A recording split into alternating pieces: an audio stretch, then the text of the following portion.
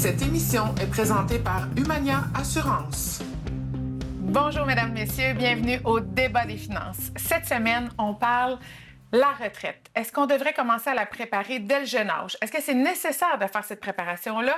On va en discuter avec deux invités. J'ai hâte de voir le débat aujourd'hui. Jade, bienvenue. Bonjour, Caroline. Et nos invités aujourd'hui, Annie Pelletier, conseillère en sécurité financière. Bonjour. Et Marc-André Lebel, planificateur financier. Salut, merci de nous accueillir. Bienvenue, merci d'être là avec nous. Jade, tu le sais, la retraite, on entend souvent Liberté 55. Ça doit te dire quelque chose, hein? Ah oui, à chaque fois, j'ai envie de rire, justement, parce que c'est tellement plus la réalité d'aujourd'hui. Tu sais, on sait, nos parents, ça parlait de Liberté 55, ou peut-être même avant nos parents. C'est plus nos générations. Les jeunes d'aujourd'hui veulent travailler plus longtemps. Même les gens qui prennent leur retraite jeunes recommencent souvent à travailler. C'est pas toujours une question d'argent.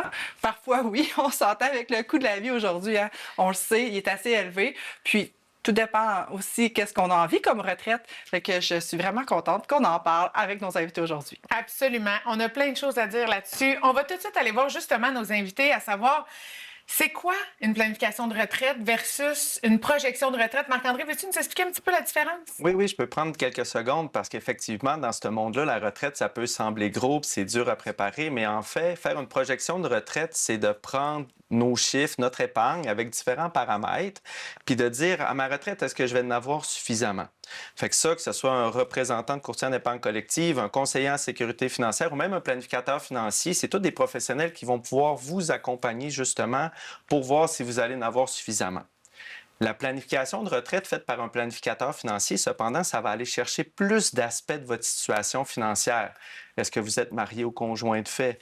Après ça, il va faire un bilan aussi. Il va regarder de votre fiscalité pour que ça soit plus global. On appelle ça une planification financière intégrée, mais ça demande aussi plus de travail. Puis aujourd'hui, on manque souvent de temps. Ça fait qu'une simple projection de retraite peut être suffisante, mais est-ce nécessaire d'en faire une planification? Toi, t'en penses quoi? Ça dépend. Ça dépend parce que on s'entend qu'une personne de 25 ans, 30 ans qui arrive et qui nous demande, on veut avoir par exemple une planification de retraite, bien, on s'entend que déjà, à la base, c'est assez rare parce que la retraite, c'est quand même assez loin. Donc, la majorité des gens, ils vont plus se concentrer sur des projets plus à court terme, à moyen terme, comme par exemple l'achat d'une première maison. Par contre, c'est sûr que c'est nécessaire de se dire, est-ce que nos projets vont empiéter sur la retraite? Par exemple, si on veut acheter une première maison, c'est pas parce que le prêteur il dit qu'on se qualifie pour 600 000 que c'est une bonne chose d'aller à 600 000 c'est de la grande limite. Donc, selon en fait le ratio d'endettement, selon les revenus, qu'on peut acheter notre bien immobilier. Par contre, il ne faut pas oublier qu'il faut quand même continuer à mettre de l'argent de côté pour le moyen terme, pour d'autres projets, ou autrement, pour la retraite. Donc, c'est important, en fait, de l'avoir, en fait, en tête pour pouvoir prendre des saines habitudes d'investissement. Oui, c'est ça, d'épargne, d'investissement. Exactement. Par contre, c'est sûr que de commencer, en fait, à faire vraiment des projections plus compliquées, par exemple, avec la RRQ, des choses comme ça, peut-être pas à 30 ans. Il y a trop de choses qui peuvent être modifiées dans le temps. Détrompe-moi, Annie, tu sais, à 30 ans, moi, je l'ai vu, ma clientèle est quand même relativement jeune. À 30 ans, on va parler de projets, de rêves. Qu'est-ce que tu veux comme carrière? Qu'est-ce que tu veux comme vie? Exact. Puis, tu sais, après ça, on va pouvoir peut-être penser à la retraite. Mais il y a une chose qui est importante, je pense, à retenir, c'est que plus qu'on commence à épargner tôt, bien plus que c'est important, plus qu'on peut avoir de l'argent puis que on va accumuler rapidement. T'sais. Oui, exactement. Bien, en fait, pour monsieur, madame, tout le monde, j'ai fait un petit exemple pour vous, pour comprendre en fait pourquoi que c'est super important de commencer à épargner tôt pour la retraite. Puis un petit peu ça, qu'est-ce que j'expliquais, là, de garder dans nos projets en tête qu'on doit continuer à épargner. Je prends l'exemple de Thomas et de sa mère Sylvie. Sylvie. Donc, Thomas, lui, il a 30 ans et il a commencé, en fait, à mettre de côté un 200 $ par paie. Donc, qui fonctionne quand même avec une grande majorité de budget jusqu'à ses 65 ans, à un taux de rendement de 5 À 65 ans, son solde serait de 481 763 $ et de ce montant, ses cotisations sont de seulement 182 000. Sa mère, Lui, Sylvie, avec quel âge, Thomas? Thomas, lui, il a commencé à 30 ans. À 30 ans? 65 ans. Jusqu'à était- 65 ans. Exactement. Des habitudes, commencer jeune. Oui, exactement. Mais sa mère, Sylvie, elle a commencé, en fait, à épargner à 50 ans parce qu'elle, toute sa vie, elle s'est dit, ben moi, je veux profiter de la vie. Tu sais, moi, mon argent, là, je le gagne, je veux le dépenser, je veux me gâter. Donc, elle n'a jamais épargné. À 65 ans, ça veut le même solde que Thomas. Il faut qu'elle commence à mettre 837 $ et 13 sous par paie pendant 15 ans. Donc, Est-ce que c'est réaliste? on va se dire que c'est quand même assez difficile pour quelqu'un qui n'a jamais épargné de passer de 0 à quasiment Mais plus que... pour ces personnes-là, justement, ben, les enfants restent pas à la maison, ils peuvent avoir moins de dettes, ils peuvent avoir un meilleur salaire aussi dans leur carrière. Mais ce qui est beaucoup aussi important, c'est que quand on va chiffrer ça, là, c'est d'être accompagné d'un professionnel, justement. Au lieu de faire une planification de retraite, parce qu'il y a plusieurs paramètres, puis des choses qui n'arriveront pas, c'est de revenir au concret dans les projets, justement. Tu as un jeune qui commence à épargner. Bien, on va-tu investir dans le CELIAP ou dans le REER ou dans le CELI? Qu'est-ce qu'on va faire? Comment est-ce qu'on va l'optimiser? Des fois, juste avec un petit exemple bien simple, là, moi, je suis chanceux, je travaille avec une clientèle d'entrepreneurs. Les jeunes, souvent, ils ont de l'argent. Puis là, Marc, mon CELI est rempli, mon CELIAP est pris, j'en mets-tu dans le REER? Attends un peu, parce que le REER, justement, le fameux taux effectif marginal d'imposition, le TEMI, quand tu as une famille, des enfants, au lieu d'avoir un retour de 20-30 il peut être de 40, 50 ou 60 Fait que tu es peut-être mieux de laisser l'argent dans un compte ouvert où tu payes un petit peu d'impôt pour attendre un petit peu. Puis là, c'est cet effet boule de neige-là qui va faire qu'on va atteindre notre objectif de retraite avec l'épargne. Oui, exactement, parce que pour revenir à l'exemple que j'expliquais, tu sais, Sylvie, elle avait décidé d'attendre parce qu'elle voulait profiter de la vie. Mais tu sais, au final, au niveau de sa cotisation, là, il a fallu qu'elle cotise 326 480 $. Donc, c'est 144 480 de plus que Thomas. Donc, tu sais, au final, c'est qui a vraiment pu profiter de la vie? Sylvie, elle a quand même plus que 100 000 $ qu'elle n'a pas pu avoir accès au final pour d'autres projets. Donc, c'est ça qui est vraiment très important.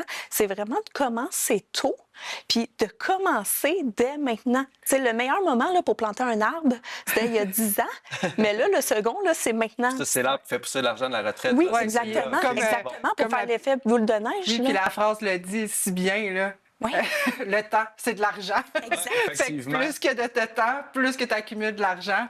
Donc, Ça donne une certaine liberté financière aussi, parce que dans cet exemple-là, justement, de Thomas, ben, s'il arrive à 35-40 ans, il y a un projet, il veut devenir entrepreneur, il y a déjà des sommes accumulées versus sa mère qui profitait de la vie. Puis c'est correct, il faut profiter de la vie, mais l'espérance de vie n'arrête pas de rallonger non plus. Là. Ouais. Ça fait qu'il faut garder un certain équilibre, justement. Marc, j'ai Là. envie de parler aussi de la tolérance du risque parce que plus jeune on commence, vous voulez qu'on commence de bonne heure à épargner pour la retraite en accomplissant nos autres projets, mais le risque que l'on prend quand on investit dans des placements, tout dépendamment de la tolérance au risque de chacun, ça peut avoir un impact sur du long terme. Hein? Sur le taux de rendement, effectivement, à long terme, là, c'est sûr que quand on a un profil conservateur, souvent, c'est parce que c'est un manque d'éducation financière ou on est arrivé à un mauvais moment où est-ce qu'on investit dans quelque chose qu'on a perdu puis on dit « je veux me sécuriser ». Mais dans ton exemple, justement, là, tu as mis un taux de 5 mais si on prend quelqu'un qui a un profil conservateur ou ce qu'on met un 3 ou versus quelqu'un qui a un profil croissance, qu'on va aller chercher un 8 à 10 les chiffres sont totalement différents. Exact. C'est une des raisons aussi, justement, qu'une planification de retraite, c'est difficile parce que si j'en fais une à 2, à 5 ou à 10, bien, les résultats sont totalement biaisés puis la vie va changer puis c'est rarement linéaire aussi, le rendement. Exactement. Puis qu'est-ce qu'il faut comprendre, c'est qu'il y a une corrélation entre le risque puis le rendement. Parce que plus qu'un investissement va être risqué, plus que le potentiel de rendement peut être élevé. Mais à l'inverse, plus qu'un placement va être conservateur, moins que le potentiel de gain peut être élevé. Puis ça, c'est vraiment super important de le comprendre. Puis tantôt, en fait, là, tu parlais des exemples de personnes qui ont investi, qui ont perdu, des choses comme ça. Il faut comprendre aussi que quand on investit, c'est important d'être diversifié. Parce que des fois, c'est ça qu'on on voit en fait là, en pratique, c'est que des fois, tout le monde va mettre tous leurs œufs dans le même panier. Donc, ils vont tout investir dans telle entreprise ou dans telle classe d'actifs. Puis là, finalement, ça fonctionnera un petit peu moins. Annie, ça m'amène à parler de dire les gens qui ont un fonds de pension versus ceux-là qui sont entrepreneurs. Marc, qui travaille principalement avec des entrepreneurs aussi. C'est complètement différent comment on projette notre retraite, comment on la planifie. Hein? Oui, puis même, je ferai attention parce que les jeunes qui commencent à travailler, parce qu'on parle des jeunes, un fonds de pension, s'ils changent d'employeur, il va-tu en avoir encore vraiment un? Fait que l'épargne reste important. Puis c'est ça qui est un peu déplorable là-dedans, c'est qu'ils cotisent beaucoup dans le fonds de pension. L'employeur en met aussi beaucoup, mais à la retraite, ça va être quoi? Fait qu'il faut quand même maximiser le CELI. Il faut trouver des façons, justement, d'aller chercher de l'épargne. Oui, c'est ça exactement. Moi, qu'est-ce que je dis aux gens, c'est que en mettant de l'argent de côté, si finalement il n'y a pas eu de changement au niveau de la carrière, il n'y a pas eu de changement au niveau du fonds de pension, bien, c'est bien tant mieux. Peut-être que la personne elle va pouvoir prendre sa retraite un petit peu d'avance. Donc, il faut le voir de manière positive aussi. On va peut-être pouvoir la prendre à 55 ans, finalement. Ben, oui, liberté, 55, le mouvement FIRE, puis tout ça. Il y en a qui sont frugales, justement, puis sont capables d'épargner, puis ils font les sacrifices qu'il faut, mais ils veulent la liberté financière. Puis c'est bien correct, ça. C'est des gens qui font des sacrifices, justement, mais à 40-45 ans, eux autres, la liberté financière, c'est si je choisis, justement, d'arrêter de travailler ou de travailler moins, je vais pouvoir le faire. Si je veux voyager, je vais le faire. Puis ils aiment ça. Puis à 40 ans, avec l'espérance de vie à 95 ans, pour en planification de retraite, il reste du temps, là. C'est super intéressant. On doit quand même s'arrêter pour aller à une pause, mais restez des nôtres. Tout de suite après la pause, on va un petit peu plus en détail.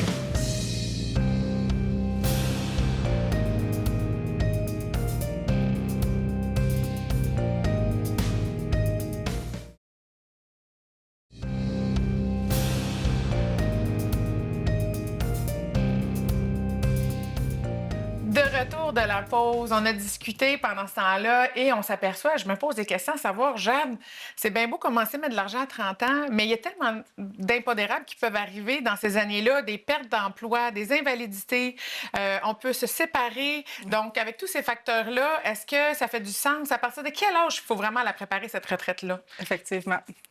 Bien, en fait, c'est des bons points que tu apportes parce qu'effectivement, dans notre carrière professionnelle, disons ça de même, où est-ce qu'on va épargner, il peut arriver plusieurs choses. Puis un rôle du conseiller en sécurité financière, justement, c'est d'essayer de protéger la capacité des gens à générer des revenus. Si je t'atteins d'une invalidité à l'âge de 35 ans, puis je t'invalide jusqu'à ma retraite qui est 65 ans, qu'est-ce qui va se passer? Là, je vais me fier sur quoi? Ça fait qu'il existe des solutions qui sont là. Puis la même chose, quand on a une famille, malheureusement, il y en a des décès, l'espérance de vie est super bonne, mais s'il y a un décès, c'est quoi les impacts sur ma famille, les survivants? Puis ça, c'est des points super importants, justement, à considérer. Comme tantôt, tu le mentionnais, justement, de favoriser l'épargne, puis d'en peut-être un petit peu plus pour la retraite, bien, d'allouer une portion du budget, justement, pour la protection. Je pense que c'est pertinent. Oui, c'est ça. Bien, effectivement, c'est super pertinent d'allouer une portion du budget pour l'assurance invalidité, l'assurance vie aussi. Puis, j'ajouterais également que c'est pas parce qu'on a une assurance collective au travail qu'on est 100% bien protégé. Tu sais, des fois, on nous arrive et on nous dit, bien, j'ai déjà une assurance, mais c'est quoi que ça couvre réellement, cette assurance-là? Les gens... C'est pas rare là, que les gens ne sont même pas capables de nous répondre.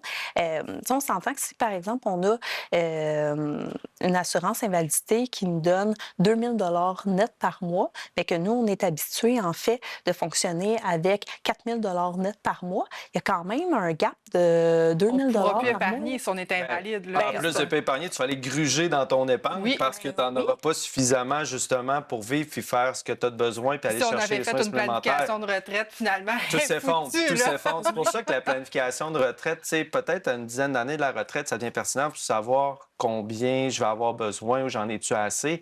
Mais dans les années avant, les changements d'emploi, surtout quand on est en entreprise, là, j'achète une entreprise, j'en veux un autre, j'ai des actionnaires, il y a tout qui peut arriver, je peux même faire faillite aussi. Les entrepreneurs, souvent, sont au risque, là. Effectivement. Puis, ce que j'entends souvent dans mon bureau, c'est combien, Caroline, ça me prend pour ma retraite? Comment j'ai besoin d'accumuler d'argent? Mais c'est une question qui est tellement vague parce qu'il n'y a pas personne qui veut prendre sa retraite de la même façon. Il y en a qui veulent voyager, il y en a qui veulent rester sur leur perron à se bercer ou à prendre soin de leurs petits-enfants. Mais comment qu'on fait pour calculer ça? C'est très difficile, puis c'est vraiment la question. Souvent, les gens m'approchent, puis là, ils vont dire « Hey, faudrait que je fasse ma planification de retraite. » C'est parfait.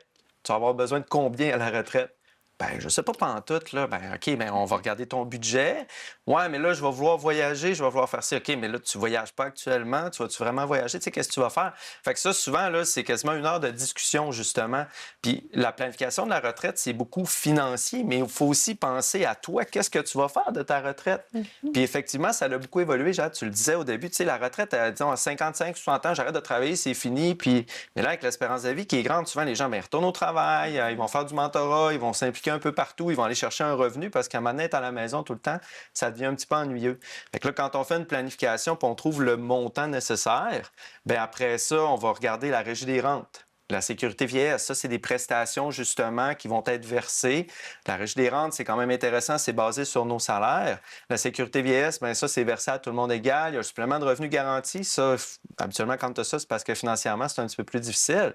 Mais après ça, toute l'épargne qu'on a accumulée, justement, on a mis en place des stratégies, puis là, il faut la décaisser. Puis quand on arrive là, justement, bien là, il faut mettre en place différentes stratégies avec un professionnel pour voir, bien, je suis mieux d'en prendre dans mes REER, je suis mieux d'en prendre dans mon CELI, c'est-tu le fonds de pension de mon employeur, puis là, on peut utiliser un outil de planification de retraite pour ça. Encore une fois, des objectifs de qu'est-ce que tu veux. Tu veux juste jouer au golf? Tu veux-tu, comme tu dis, bercer sur ta galerie pendant toute ta retraite? Puis maintenant, on le sait, tu l'as dit tantôt, Marc-André, on peut se projeter jusqu'à 95 ans à la retraite. Ouais. Moi, ça m'arrive dans mon bureau que des gens me disent « Ah, moi, planifie-moi ça jusqu'à 75 ans. » Bien là, pourquoi 75 ans? « Ah, mais mes parents sont décédés jeunes, notre hérédité n'est pas bonne. » Mais tu sais, c'est pas toujours le cas. Et surtout, je vous dirais que la majorité des coûts qui sont reliés à la retraite, où est-ce que ça coûte le plus cher, c'est souvent là parce qu'on a besoin de soins supplémentaires, les médicaments, les soins autres rendus à la retraite, là, les états de santé. Les coûts, là, puis il faut faire attention, justement. Puis qui va s'occuper de nous, là? Il fut une époque, justement, où il y avait 9-10 enfants, si je regarde du côté de ma mère, justement, mais maintenant... moi, mon frère, on est 2, on va s'occuper de nos parents, on a déjà nos enfants, on est un petit peu pris justement à travers ça. Là. C'est ça. Moi, je dis toujours que c'est mieux de s'occuper de nous-mêmes pour notre retraite. De se dire, bon, ben moi, qu'est-ce que je fais? Est-ce que je suis confortable? Est-ce que je suis à l'aise avec ça? Parce que maintenant, on ne peut plus vraiment se fier aux autres autour. On ne peut pas se dire, ah, ben mes parents vont me laisser un héritage. Ou on ne peut pas nécessairement se dire, ben, nos enfants, ils vont nous aider. Des fois, c'est pas que les enfants veulent pas aider, c'est juste que c'est pas possible d'aider. Puis ni le gouvernement non plus. Tantôt, on parlait des prestations du gouvernement. Faut pas se fier juste là-dessus, Caroline. La régie des rentes, je suis pas trop inquiet parce que c'est quelque chose qu'on a cotisé nous-mêmes puis que c'est géré par la Caisse de dépôt, justement. La sécurité vieillesse, bien, c'est qu'ils prélèvent des impôts pour les redonner. La situation est quand même bonne, mais effectivement, il n'y a rien de mieux que se servir soi-même. Là. Si on a toujours eu un rythme de vie élevé, qu'on tombe avec seulement ce revenu-là à 65 ans parce qu'on se dit « Ah, je me suis fié là-dessus pour prendre ma retraite on va pogner un mur. » Puis dans les planifications de retraite, souvent, même pour les propriétaires d'entreprise, c'est très difficile parce qu'à la retraite, des fois, ils vont garder une entité où il y a de l'argent dedans, mais ils n'ont plus... les compagnies opérantes dans lesquelles ils passaient des dépenses d'auto et de ci et de voyage et ça. Puis là, on arrive à la retraite, bien, la planification, c'est pas le même budget, c'est dur à évaluer. Là. Ça fait que ça demande beaucoup de travail. Puis c'est pour ça qu'il faut un professionnel, justement, pour accompagner rendu là, pour essayer de prendre les bonnes décisions année après année. Quand on travaille pour un fonds de pension, ben c'est quand même assez linéaire, mais quand je décaisse-tu de REER cette année, je prends-tu du CELI, je prends-tu de ma compagnie de gestion, c'est tout le temps des décisions qui vont avoir un impact. C'est que là, il faut vraiment travailler avec les professionnels du client. Son comptable, son fiscaliste et autres. Et pour les gens qui nous écoutent, là, comment on fait pour se bâtir la meilleure retraite possible? Quels sont les outils qu'on a à notre disposition pour s'enrichir le plus possible? Il y en a plusieurs. Tu veux-tu répondre à ça? Ouais? Bien, je dirais les professionnels comme nous. Parce que des fois, on ne sait pas trop. On veut commencer à investir, on ne sait pas comment investir, on ne sait pas dans quoi investir, dans quoi au niveau des classes d'actifs, mais également REER, CELI, des choses comme ça. Donc, un professionnel, en fait, c'est à ça qu'on sert. Ouais. Donc, vraiment, de guider, de mettre les personnes en confiance, puis de s'assurer, en fait, que le plan, même si on va le moduler au fil des années, parce qu'il peut arriver plein de choses, mais qu'au final, bien, que le plan va fonctionner.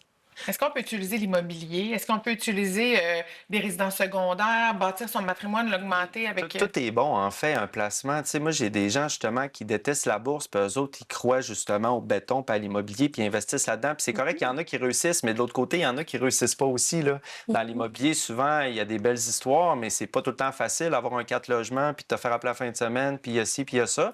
Mais toi, c'est quoi qui te parle? L'important, c'est d'épargner. Peu importe ce que tu vas choisir, c'est de ne pas dépenser cet argent-là. Puis je pense qu'il y a un niveau de bonheur, puis de voyager, puis d'en profiter avec la famille, c'est le fun. Mais ton épargne, t'en fais quoi? Puis il y en a qui aiment ça contrôler leur épargne. C'est que quand tu investis en immobilier, tu as contrôle. Quand tu investis à la bourse, bien, effectivement, il y a une certaine perte de contrôle. Le but, excuse-moi de te couper, Ouais. mais le but, c'est vraiment de se créer un patrimoine. Donc, qu'on investisse à la bourse ou autrement en immobilier, qu'on investit dans nos business, tu parlais d'entrepreneurs tantôt, ça contribue à bâtir un patrimoine qu'on peut ultimement utiliser pour la retraite. Tandis que si cet argent-là, ben, on l'utilise pour des dépenses personnelles, que finalement, ça ne revienne pas, bien, finalement, on ne peut pas compter sur cet argent-là. Donc, Moi, j'ai une tout question est bon. qui me brûle les Oui. lèvres depuis tantôt. Là. Je vous écoute parler. Est-ce qu'on doit planifier la retraite à deux? Tu sais, si on est en couple ou seul?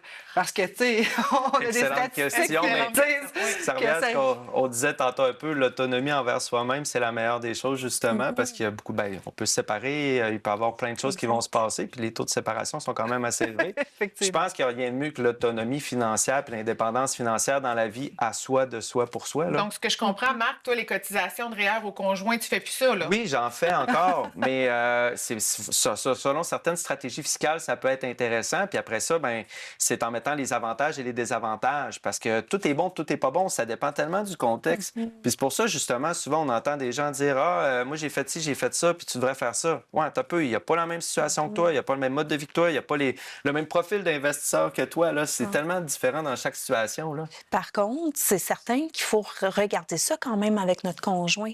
Parce que si, par exemple, toi, Jeanne, tu prends ta retraite puis que ton conjoint n'a pas $1 de côté, c'est sûr qu'au final, ça va t'impacter. Ouais.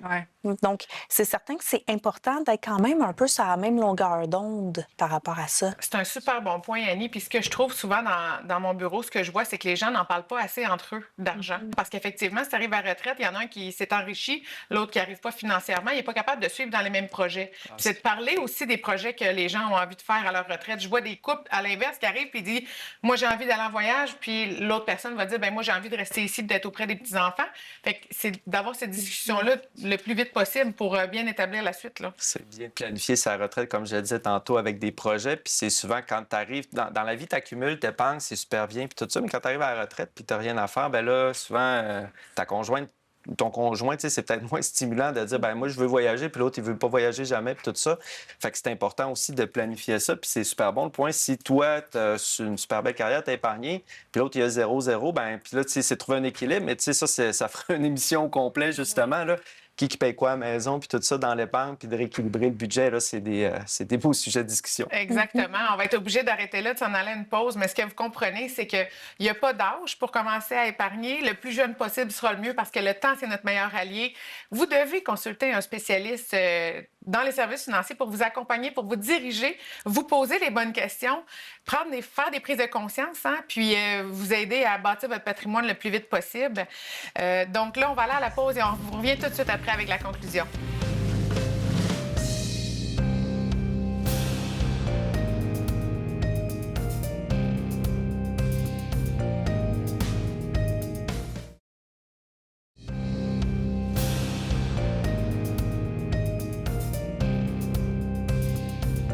Nous sommes de retour de la pause et j'ai envie d'aller tout de suite voir mes invités, leur demander un conseil. Ce serait quoi pour vous un conseil à donner à nos gens qui nous écoutent aujourd'hui sur leur planification de retraite? On s'en est parlé pendant la pause, c'est pour ça. Mais commencez tôt. Si vous avez écouté l'émission, c'est parce que le sujet vous intéresse. Puis probablement que ça ne vous intéressait pas d'aujourd'hui, mais d'il y a bien longtemps avant ça. Peut-être quelques mois avant, quelques années avant, puis que c'est probablement quelque chose que vous repoussez. Donc, commencez dès maintenant. On a souvent tendance à penser qu'il n'y a jamais de bon timing, que c'est jamais le meilleur timing, que plus tard, que ça va être mieux. Mais commencez, puis ça va bien aller. Puis je pense que justement, il faut arrêter de voir ça comme un gros projet. Là, c'est sûr, faire une planification de retraite globale, là, c'est des heures de temps. Puis en tant que papa, là, on n'a pas le temps, on manque de temps. Mais un petit projet, on avance, puis après ça, on construit quelque chose. Puis au fil du temps, on va s'adapter justement selon notre situation à nous. Qu'est-ce qui s'est passé dans notre vie? Puis on va atteindre nos objectifs de retraite, c'est sûr et certain, en étant bien accompagné. On vous remercie énormément d'avoir été à l'émission. C'est vraiment super intéressant ce que vous aviez à dire. Jade, de ton côté, est-ce que tu penses la prendre ta retraite, toi? Je suis trop passionnée par ce que je fais pour prendre ma retraite un jour. Effectivement, on l'entend souvent dans notre métier. Hein? Les gens ne veulent pas prendre la retraite. On aime vous servir. Écoutez, mesdames, messieurs, je vous invite à aller voir vos conseillers financiers, faire une analyse de votre situation. Prochaine émission, on va parler justement, est-ce qu'on devrait prendre des REER lorsqu'on a un fonds de pension? On va aller en profondeur, en détail dans ce sujet-là. On vous remercie d'avoir été là. On vous invite à aller voir la page Facebook. À bientôt. Cette émission vous a été présentée par Humania Assurance.